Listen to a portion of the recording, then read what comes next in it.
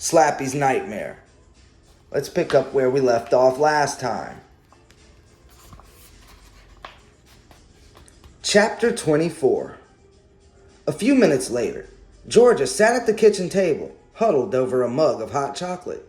She kept taking deep breaths, forcing herself to stop trembling. Slappy lay sprawled on his side on the kitchen counter where Georgia dropped him. 3 good deeds, he thought bitterly. I did my 3 good deeds. I should be safe. I should be home free. But that little brat upstairs has ruined them all.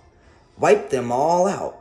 Thanks to her, another day has passed, and I'm still at 0. Why is she doing this to me?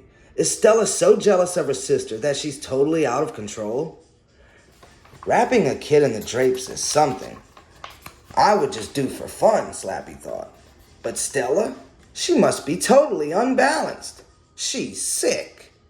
Mrs. Boonshaw faced the kitchen window, her back to Georgia, and talked in soft tones to Mrs. Warren on the phone. Something is wrong here, she was saying. Georgia would never do that. Georgia is so responsible. Something is definitely wrong here. A few minutes later, she clicked off the phone and turned to face Georgia. I'm afraid Mrs. Warren still hasn't calmed down. I didn't do it, Mom, Georgia wailed, slamming the mug down, hot chocolate splashing over the top. I know you didn't, her mother replied softly. She chewed her bottom lip. I know you wouldn't do anything like that, Georgia, but do you have any idea who did do it? Georgia tried to swallow some hot chocolate, but choked. She shoved the mug away from her. She motioned in the direction of her sister's room. Mom, you don't think that's Stella? Mrs. Boonshaw sighed. I don't know. Your sister has been doing such crazy things lately. But to sneak across the street in the rain and tie that little boy to the drapes? After dinner, she kept asking me where I was going, Georgia reported. She had to know. It seemed so important to her to know where I'd be. Mrs. Boonshaw narrowed her eyes thoughtfully. Then she stared hard at Slappy, sprawled on the counter. Ever since that dummy arrived, she muttered. Georgia blinked. What about Slappy? Such terrible things have been happening, her mother replied. She pulled out a chair and sat her down across from Georgia. She squeezed Georgia's hands. Ever since you brought that dummy home, your sister just hasn't been right. She was always jealous, I guess. She always had to compete with you, Georgia. But when you brought that dummy home... Mom, you can't blame Slappy, Georgia protested. Stella isn't interested in puppets or ventriloquism. She never was. Her mother gazed at Slappy, frowning. Georgia, maybe you could put Slappy away for a while. Hide him in a closet. But, Mom, just for a little while, Mrs. Boonshaw added. Just until we get Stella straightened around. She sighed. We have to deal with Stella. And if the dummy is creating a problem for her, it might make it a little easier if you put Slappy away for a while. No way, Slappy thought. A wave of panic swept over him. If they lock me in a closet, I'm history. I'm dead meat.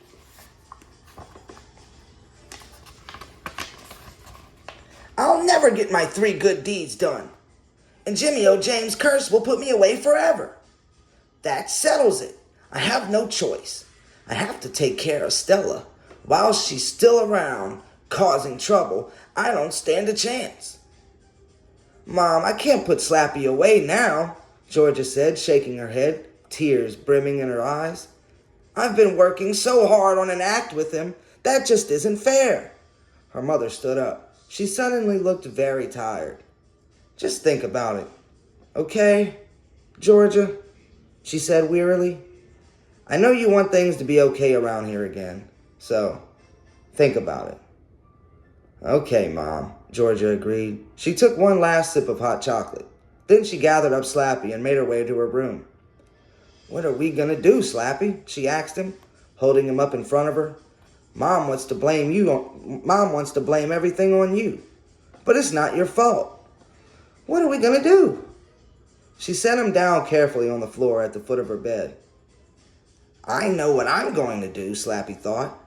He waited until Georgia was asleep. Then he stood up, balling his wooden fingers into tight, hard fists, and stepped across the hall to Stella's room. Chapter 25.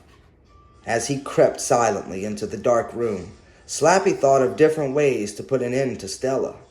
Smother her. Strangle her. Yes, I'm evil, he told himself. I'm as evil as they come, and proud of it. The toy maker who built me was an evil sorcerer. At least, that's what I read in the journal he left. He built me out of wood from a stolen coffin, and when this man of evil powers died, all of his evil went into me. It's what keeps me alive. Evil is live, spelled backwards. He gave me life, and now I will use the evil he gave me to keep myself alive. Sorry, Stella. I know this is going to hurt your family very much. I know they're going to miss you. But when your sister Georgia is crying and grieving over you, I will help to cheer her up. And that will be a good deed for me. I'm going to stay alive, no matter what it takes. I'm going to stay alive. He shuffled over to the bed. The blankets were bunched up in the middle. The sheet was pulled over Stella's head. Goodbye, Stella, Slappy thought bitterly. It's been great. He grabbed the sheet and started to pull it down. A flash of bright white light made him gasp. And a voice from behind him, Stella's voice, shouted, "Gotcha!" Chapter 26. Large white and yellow dots flashed in his eyes. Slappy tried to blink them away. He spun around to find Stella standing across the room. She had a Polaroid camera raised in front of her. "Gotcha, Slappy," she declared triumphantly. "Hey," he choked out. "Now I can prove it," Stella cried, holding the square snapshot high above her head. Now I can show my mom that I'm telling the truth about you." Slappy gaped at her in horror. What is her problem? Does she really think she can defeat me? With a furious cry, he leaped at Stella. She staggered back, hit the dresser hard. Slappy grabbed the camera from her hands. He raised it high, prepared to heave it across the room. But Stella reached up and grabbed it back. Slappy dove at her again, knocked her to the floor, and jumped on top of her. The snapshot flew from Stella's hand. It floated under the bed. They wrestled for the camera. "You're dead meat. You're history," Slappy hissed.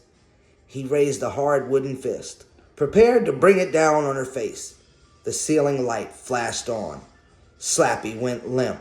"Stella!" Mrs. Boonshoff cried, staring down at her daughter on her back on the floor with the dummy sprawled on top of her. "Stella!" Georgia stepped into the room, rubbing sleep from her eyes. "What's going on?" "The dummy walked in here," Stella shrieked. "The dummy attacked me." "Please," her mother begged. "Don't do this, Stella. I'm begging you." "It's just a wooden dummy," Georgia cried. "Why are you saying these crazy things?" "It's just a big doll that someone built, Stella. It can't walk or talk. You know that. You know I'm telling the truth." "I can prove it," Stella exclaimed breathlessly. "This time, I can prove it to you both." She lifted Slappy off of her and shoved him across the floor. He slid under the desk, face down. His arms bounced once. Then he didn't move. "I don't believe this," he thought furiously. "I don't believe this is happening." "I can prove it," Stella repeated. "This time, you'll have to believe me." She scrambled to her feet, crossed to the bed, reached down and pulled up the snapshot she had taken. "Here," she shoved it into Georgia's hand. "Here's my proof."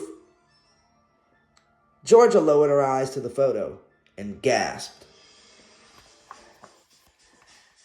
And now it's your turn to gasp, because that is as far as we're going to go for this time. But I'll catch you next time, and we'll read a few more chapters. Bye.